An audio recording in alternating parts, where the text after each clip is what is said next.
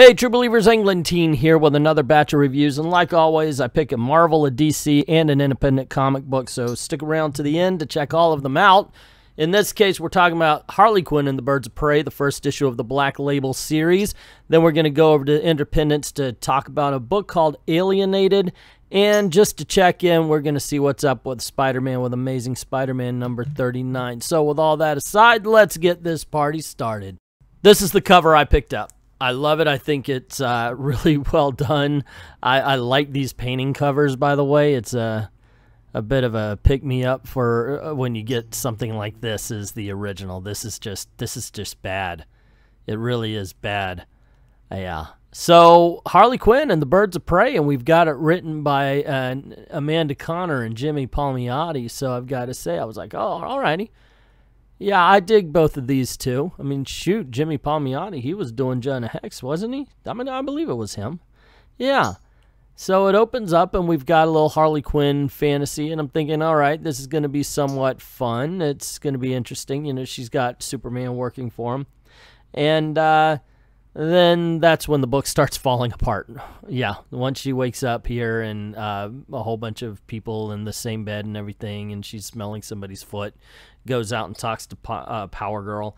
And then we just get basically her talking about money and how she needs to find money, and she just, oh my goodness gracious, guys, this book is insufferable. I wish I had good things to say about it, but unfortunately not. It's a true-to-life adventure, I guess, or what do you call those? Slice-of-life things with Harley Quinn. Takes freaking forever to get started.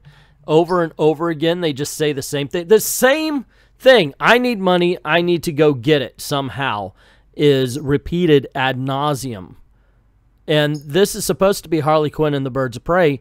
I'm telling you, the Birds of Prey do not show up until the last 5 pages of this book. If that many. It is, I'm sorry to say, but it's kind of dull. At first, I was like, okay, you know, I see where they're going. It's a bit of a comedy book, and it's not too shabby. It's not too, you know, the scenes with her and Power Girl were fine. As a matter of fact, a lot of this, if you were to take it apart and, you know, cut down the runtime on the book the whole 9 yards, this would be a pretty good story. But unfortunately, put together, it's so repetitive. It just runs on. We've seen it. We've done it. Let's go. Let's, you know, pick it up, Cha-Cha. I got a life to lead. Seriously. It's just one thing after the another, but they're saying the same damn thing. And you know what? I've realized I've done that with this review. Now, look, it's not a total waste. It's not a total loss. Once the Birds of Prey come in, you know, there's a little bit of action. During those, they're okay.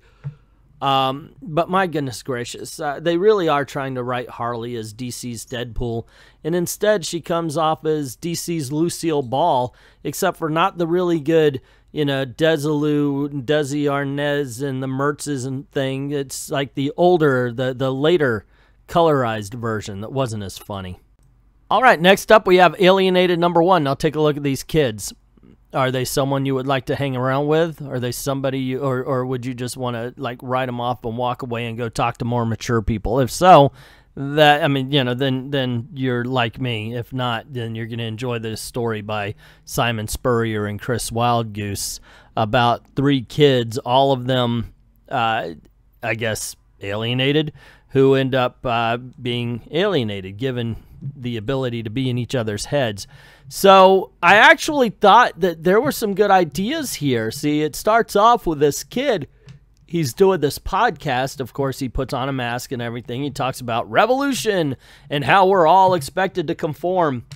And at this point, everybody and their brother said that's under the age of 35. It's like, oh, they expect me to do this, and nobody expects you to do shit.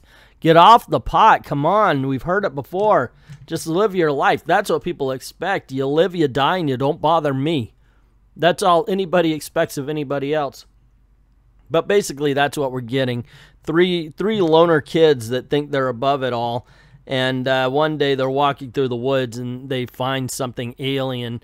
And it affects them to the point where they can see each other's thoughts and read each other's thoughts. There's also another kid who seems to be a bigot, kind of an outsider, attacking everybody for no apparent reason. Overall, though, this is a bunch of kids who say one thing and think another, and they're trying, like the guy who is the revolutionary is actually trying to conform to what other people are saying and doing in order to get people to like him. And I like that idea. A lot of them are like that. They say one thing, they do another. And I thought this would be a very interesting idea to explore. And that's the big thing about this story. It's why I'm not going to completely write it off, even though I'm not recommending this book, mainly because of the characters. This is some great ideas given to some really shitty key characters. I couldn't stand being in the room with these three without yelling and screaming how full of crap they are. And it could be my age. Maybe they're writing these kids absolutely perfectly. And the thing is, I would just have to yell, you guys are full of shit, because I've already been there, done that, and found the truth, you know, or at least a little closer to it, you know, just by the fact of living more years than them. Oy vey. I wish I was as smart as I thought I was when I was their age. That's basically what you're getting here. Like I said, overall, it's not a bad book. Perhaps you give it a try for yourself, not on my recommendation, and you'll find this, especially maybe if you're younger. If you're in your 20s, you're going to get a lot more out of this. But for me, for an old man like me, pass. Amazing Spider-Man number 39. So in Spectacular Spider-Man number 31, Peter Parker promised J. Jonah Jameson an interview, and he finds out he's got a podcast. Of course, Spider-Man's like, yeah, right, I would have talked to him. And then he's told, hey, remember, he's been, you know, your #1 fan. He's been pumping you up that you're not a villain. You're actually a hero. You're out there trying. And so maybe, you know, you want to do this.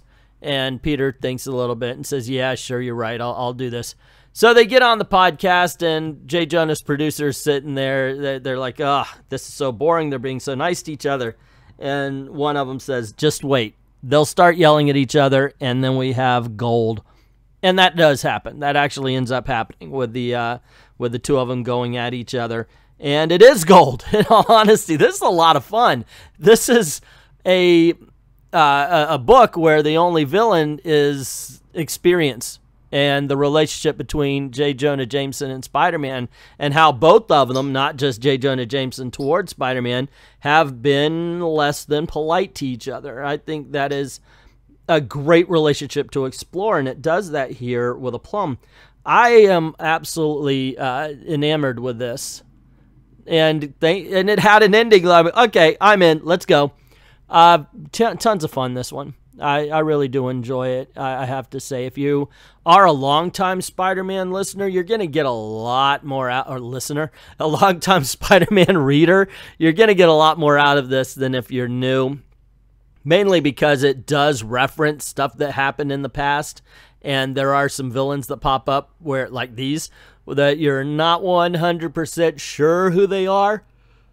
Of course, if you're in the know, okay, you're going to get a little bit more out of it. Man, this is such a fun. This reminds me of the good old 80s days, seriously, where they did explore the relationships a bit more, and it wasn't about each one trying to be clever, and, you know, God help us from the curse that Joss Whedon placed upon any and all media, but it's about real relationships between two men who have had, at least, you know, you could say it's tumultuous at best. And I know I mentioned it before, but my gosh, they let J. Jonah Jameson get in some shots, especially in this particular shot right here, where he says, you know, you could have talked to me, but instead it was the way you acted and reacted to the bad press. And it kind of, it makes Spider-Man deny everything, you know, because they're not really talking and listening. They're more like, you know, let's play the blame game and everything. Absolutely fun. Absolutely, I love this issue. I'm in. I'm in for Amazing Spider-Man again. Anyway, gang, there you go, man. What do you think? I gotta say, if I were to line them up, and I do like saying this, I do like doing this kind of thing, I would have to say the big winner this time around was Spider-Man. Freaking excellent book. Then, by default, it would be Harley Quinn and the Birds of Prey, and then Alienated. But the only one I can recommend is this book right here, Amazing Spider-Man number 39. But that's just my opinion. What is yours? Let me know in the comments below, and don't forget to click like, share, subscribe, ring that notification bell, making sure all your notifications are on for Google and YouTube. And if you haven't done it already, go on over to Patreon or to Ko-Fi, drop $1 in the till, and helps keep making videos for you. And don't forget to click on one of the videos that are popping up right around here right now. You might like those as well. Thank everybody who's already done that, and to everyone, all of the true believers, thank you very, very much for watching.